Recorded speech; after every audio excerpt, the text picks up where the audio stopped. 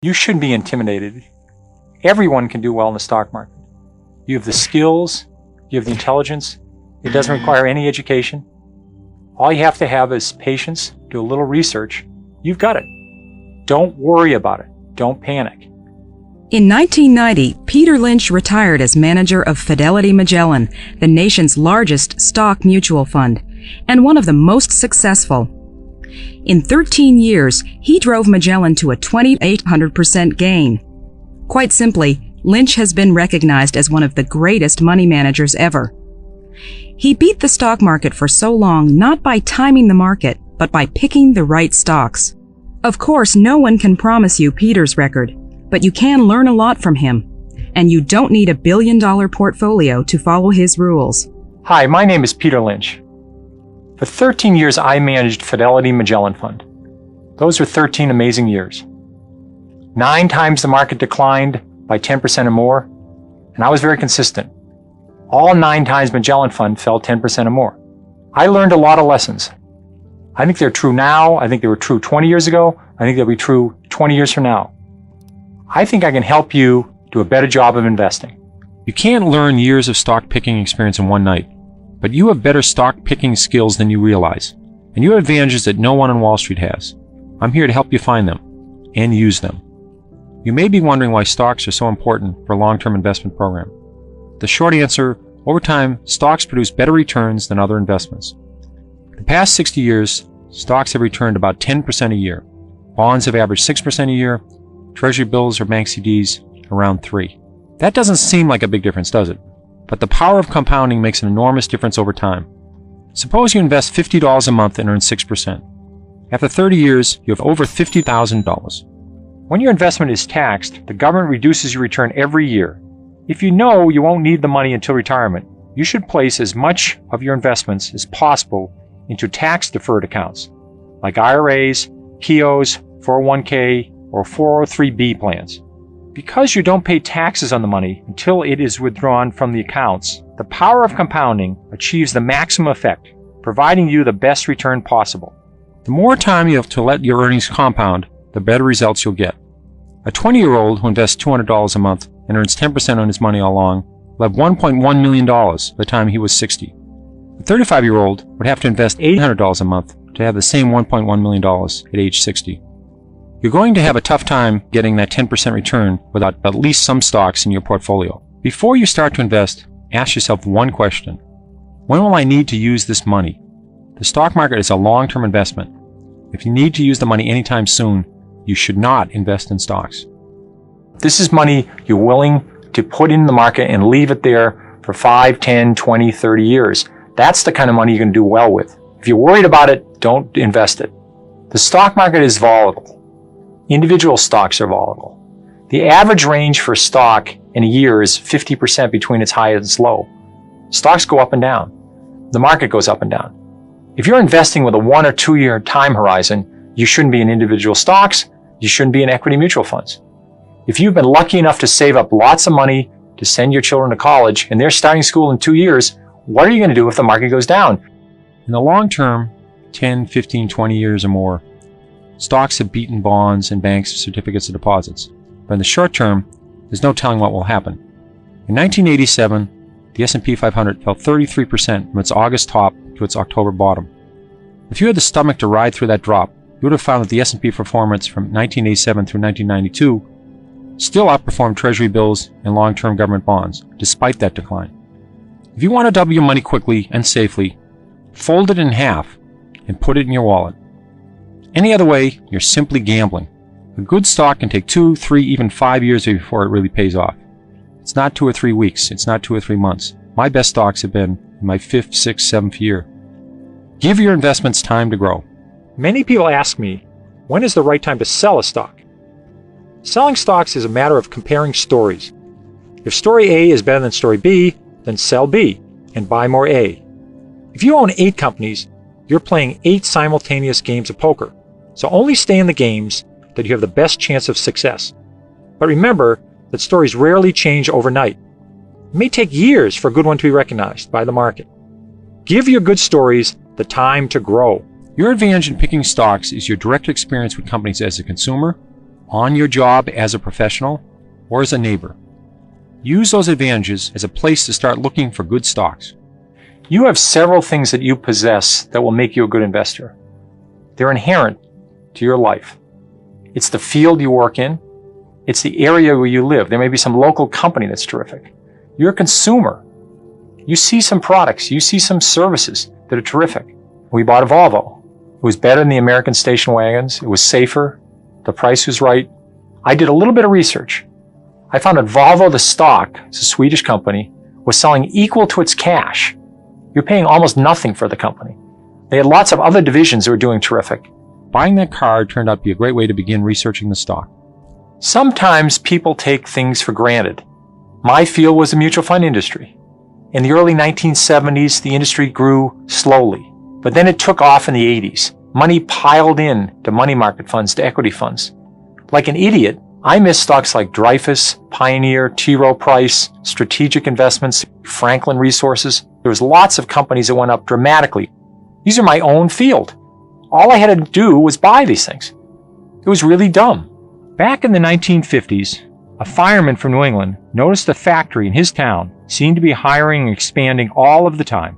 This person didn't have a Cray computer, and he wasn't a professional investor. He was just an observant neighbor. He decided to put $2,000 per year into TAM brands, then called TAM packs.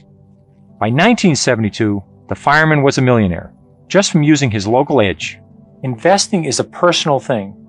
You have to do it by yourself. You don't do it with a committee. You have to be able to have the emotional strength to stand the volatility of the market in general and stocks in general. The key organ here is not the brain. It's the stomach. You have the stomach for this. You have the patience for it. You should be able to look in the mirror and say to myself, what am I going to do if the market goes down? If you know something that will drive a company's earnings higher, you know something that will drive a company's stock higher sooner or later. But you can't just guess at it. You have to have some reasons, such as costs are coming down or new products going to be a big hit. Research is developing a company's story, an idea of why earnings should go up or down. It doesn't mean sitting in the library for hours, reading SEC filings, or fiddling with a calculator. Research is exciting. It's very little math. When I owned Chrysler, it was the biggest position in my fund. When I was at a movie theater, at a sports event, I'd run into somebody driving a minivan. I'd ask them, what do you think of the minivan? Would you buy another one? What do you like about it? Some would say, well, it's a little underpowered. They only have a 4-cylinder engine. I knew they were already working on a 6-cylinder engine. So this is research. Research starts with the things you know, your edge. If you're a mechanic, look at the tools you use. Which are the best? Which are the best value? Or if you're a doctor, see what new technology saves the insurer money, or software systems that reduce costs at hospitals. You probably already know a few companies quite thoroughly. The amateur investor probably can follow between 5 and 8 companies. They could lecture in these 5 or 8 companies. They know them very well. There's 10 to 15,000 public companies in the United States. There's lots more overseas. So you don't have to be experts on lots of companies. You just have to know a few very well. It's a lot of fun. It only takes a few hours a month. It's not a full-time job. I owned Dunkin' Donuts for 12 years. I think I might have talked to them once every year. The story didn't change a lot. You don't have to worry about low-cost imports coming from Korea when you own a donut company. You don't have to worry about the economy. You don't have to worry about somebody inventing a new computer chip. The story doesn't change that much. McDonald's earnings have gone up, I think, more than 80-fold over the last 30 years. The stock's gone up 100-fold. What made McDonald's earnings continue to grow? If they had just stuck with a cheap cheeseburger and a cheap hamburger at lunch, they probably would have run into earnings problems 10, 15 years ago. But they expanded their menu. They kept their costs low. They added breakfast. They went overseas. Every day they add 2 or 3 more restaurants. People thought there was no room for more McDonald's 5, 10, 15 years ago. They were wrong. If they had done the research, they would have said, well, there's a couple hundred countries out there. There's lots of places to grow. Actual bad economic news, rising interest rates, wars, elections, any of these can push the market down. If you're one of those people that pore over graphs, economic statistics, or astrology charts, trying to figure out what the stock market is going to do next, you are wasting your time. No one can predict the market. You have to understand the market goes down. There's been 95 years this century. We've had 50 declines of over 10%. Of those 50 declines, 15 have been 25% or more. So about once every 2 years, the market falls 10%. About once every 6 years, it falls 25%. These are big drops. You have to understand that. That's the nature of the market. In 1990, Saddam Hussein went into Kuwait. The banking system was in trouble. We had a recession. You had all this background noise. Lots of good companies had nothing to do with wars, nothing to do with banking. They all went down in 1990. The market fell from 3,000, it fell over 20%. This gave you a great opportunity to buy terrific companies at very good prices. Behind every stock is a company. If the company does terrific over a long period of time, the stock will do terrific. If the company does lousy, the stock's going to do lousy. That's all you're betting on. This is a company that's had 35 years of double-digit earnings growth every single quarter. We've had changes in the Supreme Court. We've had the stock market go up and down. We've had changes in presidents. We've had recessions. We've had wars. All of those things had no effect on automatic data processing. So every time the market went down, it gave you a chance to buy it. You're saying, I believe strongly this company's going to do well. If you start to see symptoms that's not going to happen, the stock's going to very rapidly respond to that. If the company runs out of steam, the stock's going to run out of steam. Look at Fannie Mae. From July through October 1990, the Standard & Poor's 500 fell 21%. Fannie Mae fell from about $42 a share to about $26, even though earnings were still increasing. This was a terrific time to buy Fannie Mae. The company was doing well, management was still great, the story was solid, and they had a very good business. But you got to buy the stock at a 38% discount. If you start by looking at the entire universe of stocks, more than 3,000 stocks on the New York Stock Exchange alone, and over 13,000 public companies in total, you'll blow a gasket.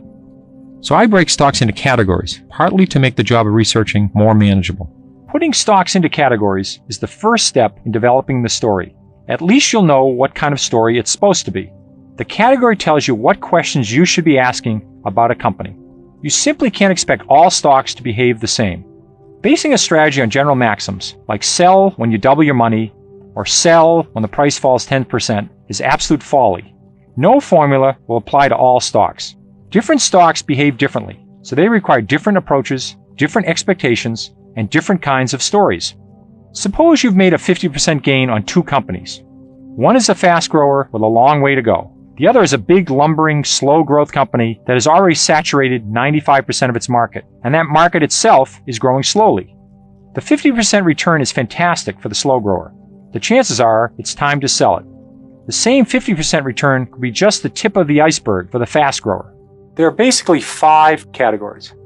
1 would be fast growers, 2 would be slow growers, 3 would be cyclicals, 4 would be asset plays, and the 5th one would be turnarounds. In the meantime, remember, categories are guidelines. They are not hard rules. Some companies may not fit neatly into a category. Others may seem to be in 2 categories at once. Almost all companies change categories at some time throughout their lifetimes. Fast growers, if successful, will always eventually slow their growth. They'll run out of places to go. Cyclicals experiencing long down cycles may become turnarounds. Once recovered, they probably will be cyclicals again. Use the categories as guides to help you build your story, but don't let them limit the questions you ask or the research you do. One thing we can say about companies in general, it's easier to go from $100 million in sales to $200 million in sales than it is to go from $10 billion in sales to $20 billion in sales. So smaller companies tend to have more upside potential than larger companies. But don't dismiss all big companies out of hand. Some big companies defy their size and find exciting new ways to grow their earnings. As well, good opportunities exist in companies that are cyclical, regardless of their size. When most people think about investing in the stock market, they dream about investing in a fast grower, a company that is growing at over 25% a year. At 25% a year, a company's profits will double in 3. They quadruple in 6. They go up 8-fold in 9 years. That's how you get a huge stock in a decade. There's not a lot of these, but they're very powerful. And the best part is, you don't have to catch them just as they're taking off. The beauty of growth companies is you have plenty of time. If they're going to grow for 5, 10, 20, 30 years, you don't have to be there the first year or the second year.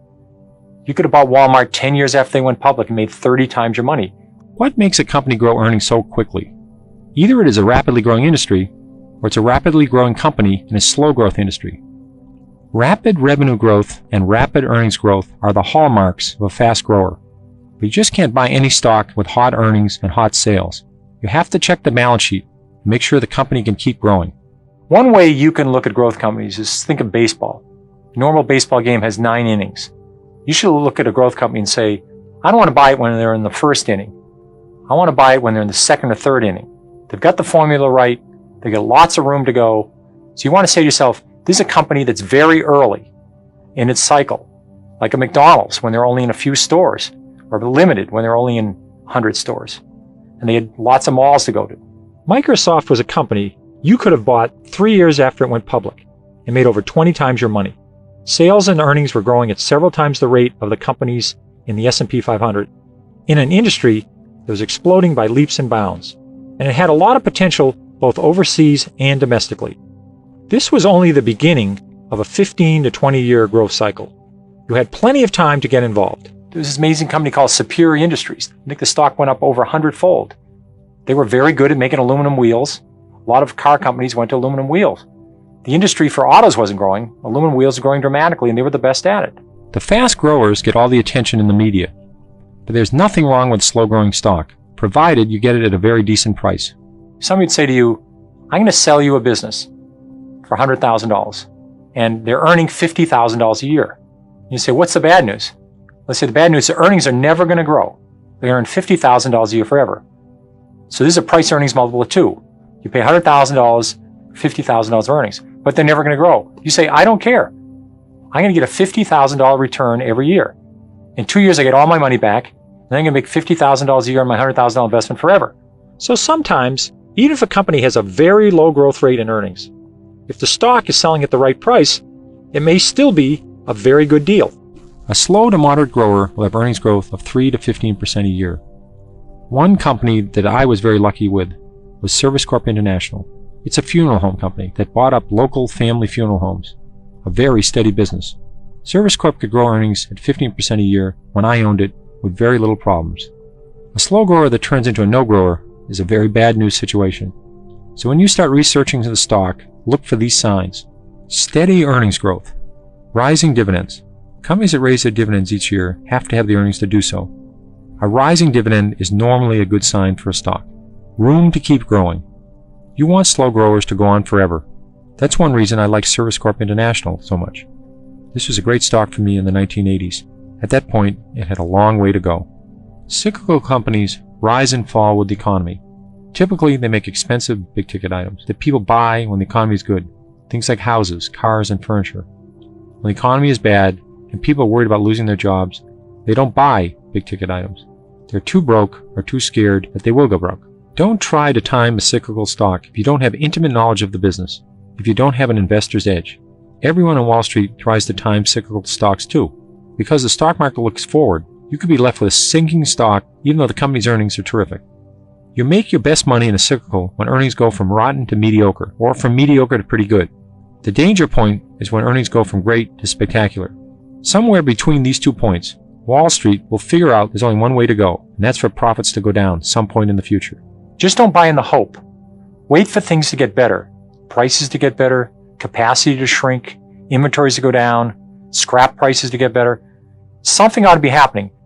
So you just want to wait for something really to happen, and then when it happens, it's going to be big. Let's take a look at Chrysler. In 1990, the company was selling for $10 a share. The economy was lousy. People were talking about Chrysler going out of business. But guess what? The economy came back. Everyone's old car was falling apart. As people made more money, they started buying new cars. And because Chrysler had great products, the minivan, the Jeep, and its first new full-size truck in 20 years, the stock was big. And in addition, very importantly, the balance sheet was decent in 1990. This was not a company about to go bankrupt. If it's a cyclical, you're hoping for a dramatic turnaround in earnings. It's going to happen over 2 or 3 years. Earnings are going to go from a loss to a huge profit. Stock's going to go up and you're going to get out. Make sure you're picking a strong company that can survive when the cycle goes down. That means good cash flow and low debt. If its cash flow is spotty or its debt is high, when the downturn comes, the company faces the danger of going bankrupt. Turnarounds. These are stocks that are battered down, or they're hated companies, or they've been forgotten about. They're depressed in price. but you have determined some one thing or a few things that have the potential for reversing this company's fortunes, independent of the industry getting better or the economy getting better. You always have to do a balance sheet check on any company. This includes turnarounds. Do they have enough cash to make it through the next 12 months, the next 24 months? Do they have a lot of debt that's due right now? These are important questions to answer. Make sure you understand and believe in the plan to restore corporate profits. It's all internal. They're doing something, either new product, new management, cutting costs, getting rid of something inside the company that allows them to improve themselves. Lots of turnarounds never happen, but a few winners can make up for lots of losers. What's important is to wait for the actual evidence of the turnaround occurring, not just the symptoms. The turnaround, you had plenty of time. So just don't buy on the hope. Wait for the reality. Turnarounds are so big, it's worth waiting to get some real evidence. S.S. Kresge was a company going nowhere, in real trouble. They invented the Kmart formula. They rolled it out across the country. The stock went up over 50-fold. Kmart became a massive stock. Sometimes 2 and 2 equals 8. How could this be? Because a company has a hidden asset that isn't reflected in the stock price. When Wall Street wakes up to the hidden assets, the stock could be terrific. Want a great example? Let's look at Disney. Walt Disney is an example of an asset play. After they'd opened up Disney World and after they'd opened up Epcot, the company's growth rate sort of slowed down. They weren't growing very fast. And then they discovered there was a lot of assets inside the company. There was the name Walt Disney. They started the Disney Channel. They started selling things that they sold at Disney World and at Disneyland. They started selling them everywhere. They used their licenses for Mickey Mouse and all their characters. Made a fortune on that. These are on the books for nothing. The company was loaded with assets. In addition, they had all that land inside of Disney World, and everybody had hotels outside of Disney World. They decided to use their land inside to develop more parks, and then even have other companies come in. These companies paid their money to build inside of Epcot or inside of areas of Disney World. So what are hidden assets? Many companies, particularly old line companies that have been around 20, 40, 50, 100 years or more, have real estate holdings whose true market value is not reflected on the balance sheet in the annual report. In many cases, the hidden asset is the company's name and its reputation. Disney is one example of a company with a great name. So is Coca-Cola. That name can be a huge asset when the company rolls out a new product. This name is carried at little or no value on the balance sheet, whereas it is incredibly valuable. Companies like Intel and AT&T not only make great products, but they have numerous patents for these great products. As long as they have those patents, no one can make the exact same product. That's a tremendous aid in any business. Back in 1987, when the stock market had a major correction, Dreyfus fell to below its price of cash per share. Stock fell from over 50 to under 20. At that point, it was selling for less than its cash. Anytime you buy a stock at less than its cash after subtracting all debt and it has good business, you're getting something for nothing. The price of a stock will follow the direction of earnings. In almost every case, you can generally state that if a company's earnings go up sharply, the stock's going to go up. If earnings go from very poor to mediocre, the stock's probably going to rise. If they go from mediocre to good, it's probably going to have another rise. If it goes from good to excellent, it's probably going to have another rise. Or if a company's earnings grow dramatically over a long period of time, the stock's probably going to go up dramatically. Even if you have a Waterford crystal ball, you probably can't predict a company's earnings. But Wall Street has a whole army of people who make such predictions. Obviously, you want to invest in companies whose earnings are expected to rise. But again, these are just estimates. If you really understand a company, you should know how it plans to make earnings rise. If you know it has good growth prospects, then you'll be better able to evaluate the company as an investment. You can't predict the future, but you can learn from the past. A company with a long history of earnings increases and dividend increases is obviously a stable performer that has a reasonable chance of continuing to perform well in the industry. Many times that's a good company to investigate further. Johnson & Johnson has raised its earnings something like 19 of the last 20 years. It's raised its dividend over 30 years in a row. But just because a company has had a great record in the past does not mean earnings will grow terrifically well in the future.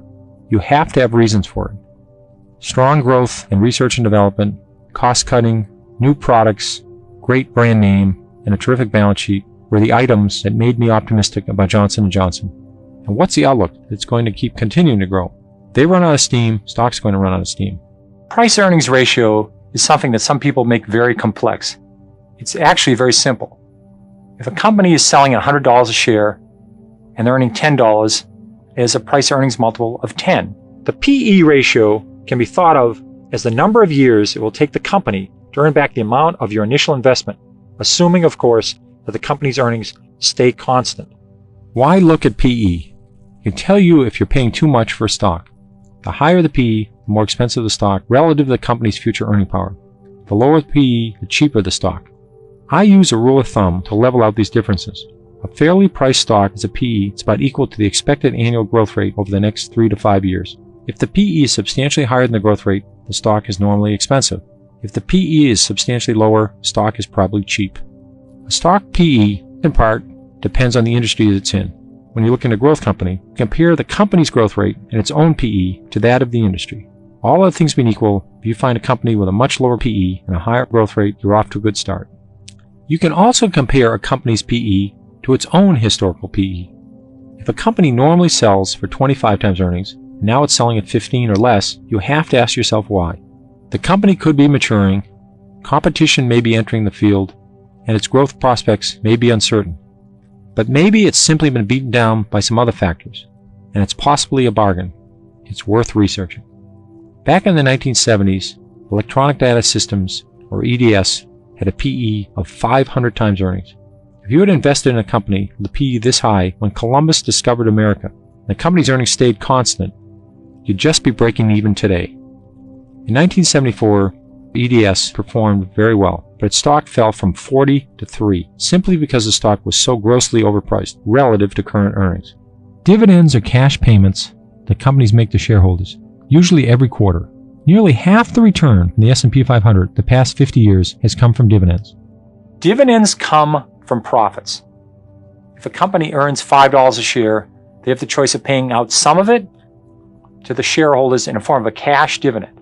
A stock's yield is the annual dividend payout divided by its current price. The yield is the return you get on your investment every year. One drawback: the IRS considers dividends as income, so you have to pay taxes on dividends. Not all companies pay a dividend. Fast growers, for example, almost never pay a dividend. They reinvest all of their earnings back into the company. Slow growers tend to pay out profits and dividends. It's their way of rewarding shareholders. Over time, those dividends can add up.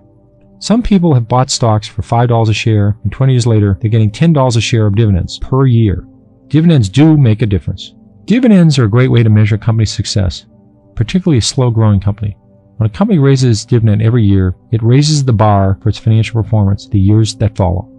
Few companies want to cut their dividends. Investors clobber the stock, figuring a dividend cut is a sign of worse things to come. So by raising a dividend 12 to 15% this year, the company is saying it expects earnings to be at least as good next year as they are now, and probably rising by at least the 12 to 15%. You can get a list of companies that have raised their dividends many years in a row from Moody's. There are some great names in this list. However, you can find warning signs of dividends as well. A high yield isn't always a good thing. If a stock is 30 and it's paying a $3 dividend, you might say, wow, that's terrific, a 10% yield. But if the earnings are only $3.10 a share, then the company is essentially paying out all of its earnings in dividends. That's only 10 cents to expand or to invest in more efficient equipment. If this continues for a number of quarters or years, the company will have very little room for any errors or setbacks. Eventually, the company will probably cut back or totally suspend its dividend. The stock price is going to tumble with it. Be careful with high-yield stocks, particularly when they're paying out a very high percentage of their earnings. Any company's operations can hit an air pocket from time to time. You've got to make sure your company can survive tough times. The balance sheet tells you about the company's financial structure, how much debt it has, how much cash it has, and how much equity its shareholders have. There's nothing scary about a balance sheet. No story is complete without a check of the balance sheet. The basic concept of a balance sheet is that everything a company owns, its assets, are listed on one side. On the other side, you find everything a company owes, its liabilities. The difference between what it owns and what it owes is its equity, also called its net worth. Does the company have a lot of cash on hand? That's great. A company with a lot of cash can buy more stock, make an acquisition, or pay off all its debt. All moves that shareholders love to see. A company should have at least enough cash to pay off its short-term debt. If it doesn't, it could have to keep borrowing more and more.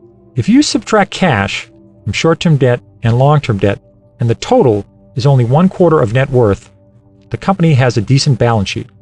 However, if short-term debt and long-term debt combined, minus cash, equals or exceeds net worth, the company has a weak balance sheet. It's simple to recognize a strong balance sheet. No debt and lots of cash.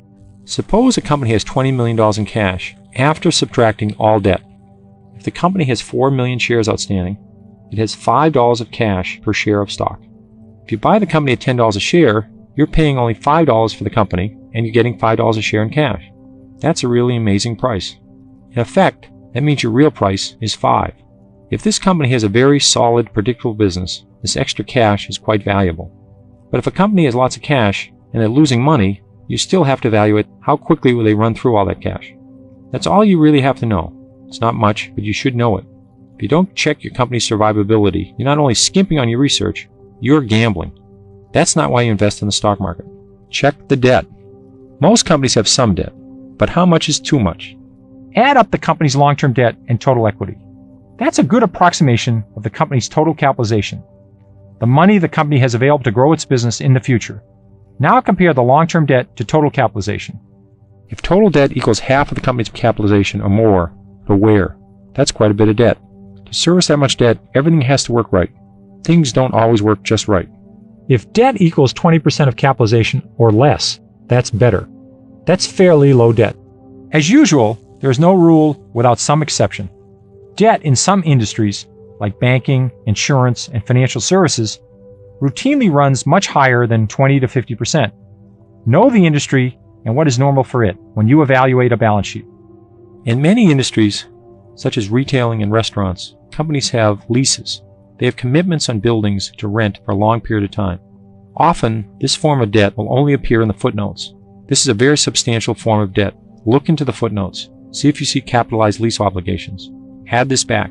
This is an important exercise. 5 or 10 years ago, investment professionals had a big edge. They got more research and information than small investors, and they got it sooner. But those days are long gone. Basic financial information is readily available from a dozen or more different sources. Investment pros aren't digesting all the good information and throwing just the scraps to the public anymore. Everyone has a seat at the table right now. Here are some places to get started. If a balance sheet provides a snapshot of a company's financial position, an income statement tells you how the company got there. Income statements tell you how much money the company made or lost from its operations over some period of time. The basic formula is simple.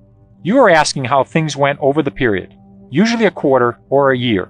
Over that time, you add up all the money the company brought in from selling products or services, then subtract all of the money the company spent to create those products or deliver those services. What is left is the net income. Net income is also referred to as earnings or profits. I hope by now you've been convinced that your story should always include an explanation of how the company plans to improve its earnings or to sustain its growth rate over time. There are only two ways for a company to increase earnings. They can increase sales or reduce costs. Most companies work to do both of these things. The income statement can help you figure out if the company is succeeding. If earnings equal revenues minus costs, then a valid way to raise earnings is to reduce costs. Reducing costs not only pushes up the earnings number, it makes a company more competitive. If two companies both produce competitive products of similar quality, then the one who can build it more cheaply has the advantage.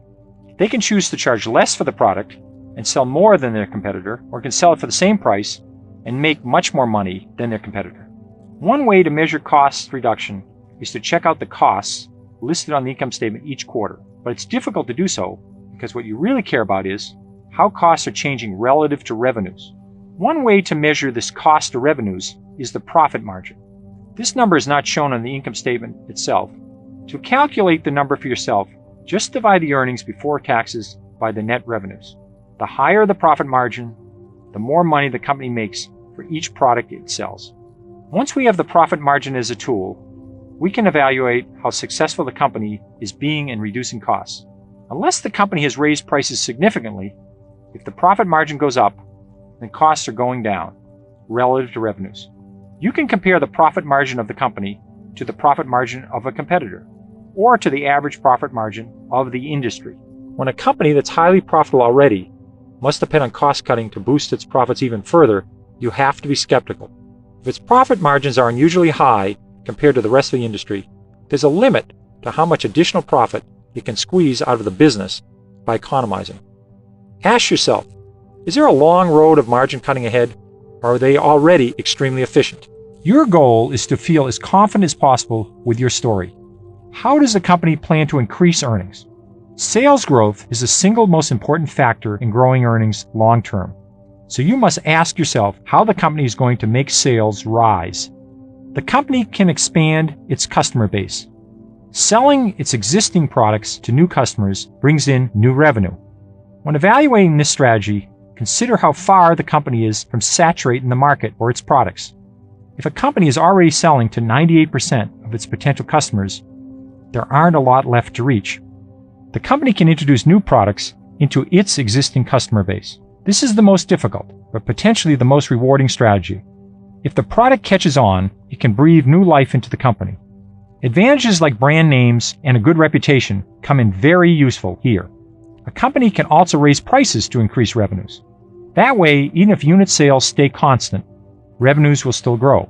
Of course, the danger of raising prices is that the higher prices will drive customers to competitors, or encourage new competitors to enter the market.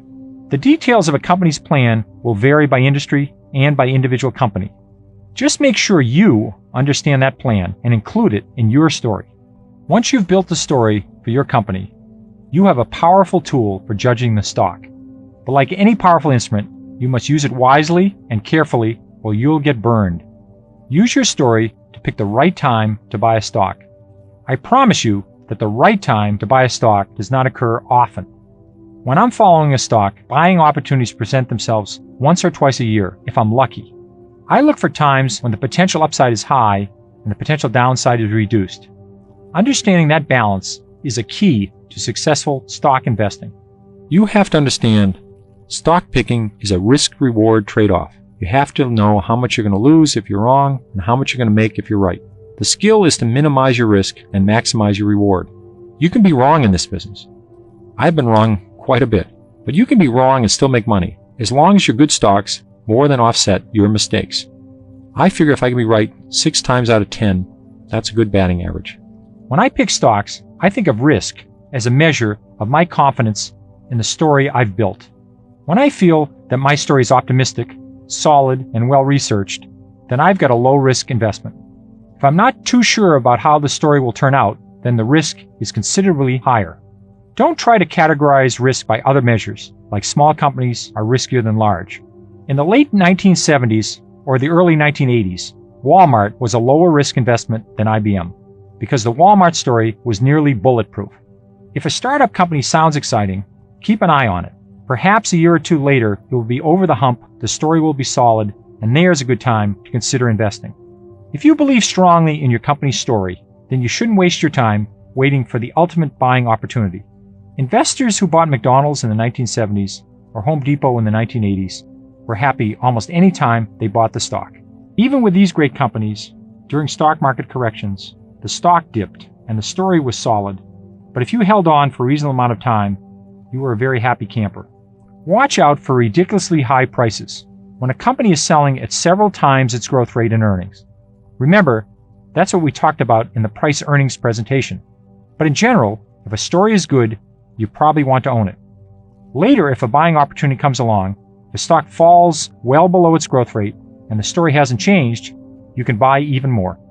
Therefore, you can take advantage of market declines. Use the tools I've presented in this consultation to help make a judgment on your stock. If the story is sound, check the price. Use the PE ratio. Most importantly, rely on your edge. First to build your story, then to find the right times to add or reduce your position. Focus on the company. What is it making? Where's its money coming from? What is the competition doing? Ignore all the background noise. Just keep checking that fundamental story. See if it's valid, see if it's getting better, see if it's getting worse. Know what category your stock is in and how those stocks behave. If your stock isn't behaving as you expect, then try and find out why. If the answer changes the story, then think again. Keep your story up to date. Don't check on it 3 times a day. But don't just ignore it either. And checking the price of the stock does not count. It's checking the fundamental story. Don't expect to make a ton of money overnight. The stock market does provide the highest return for long-term investments. But that's not a month or 2 months a year. If you need the money next winter, you don't have the tolerance to keep it tied up for the long term, and stocks may not be for you.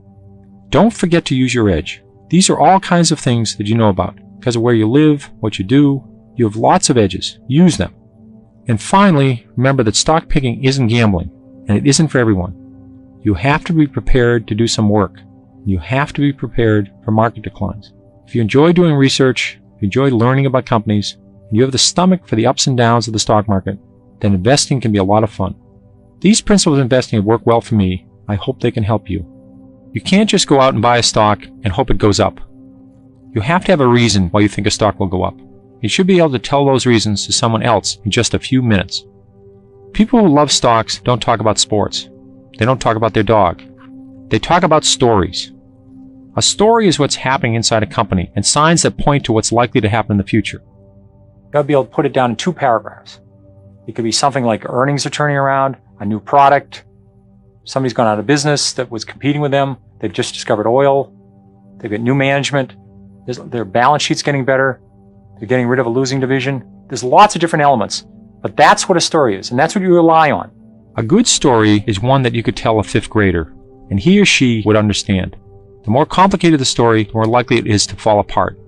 You just need one good, simple story to buy a stock, and then follow that story. Read through the story that I wrote for Toys R Us back in 1978. You didn't need a degree from business school to realize this company had a great formula and had lots of room to grow.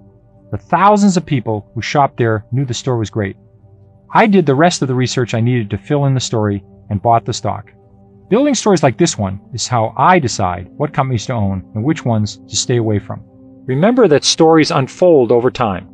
Companies are never stagnant, so you have to stay tuned and sometimes make adjustments. Just like playing 7-card stud poker, or perhaps 27-card stud poker. At the beginning of the game, you only know some of the cards. You must place your bet accordingly. But as each new card is revealed, the game changes. You're forced to alter your betting strategy, perhaps even drop out of the game altogether. In the meantime, if you like to invest in stocks, your best option may be an equity mutual fund. If you want to put some of your money in the stock market, you don't have the time, you're not willing to do the effort, you don't have the stomach to do the research, equity mutual funds are a great answer. Investing in mutual funds is also a way of making sure your investments are diversified. Mutual funds, by law, must invest in at least 20 stocks at a time, though most funds invest in far more than that. As a mutual fund investor, you are protected from the danger of 1 or 2 stocks dropping sharply in price. At most, they would only represent 5 or 10% of the fund. This would cushion the decline. Remember, the mutual funds are like any other investment. They carry real risks of losing your money, and even though they can be purchased through many banks, they are not insured by the government. Since they are made up of individual stocks, equity mutual funds are also volatile. You must do some research to evaluate and choose a mutual fund that will meet your temperament and your investment objectives.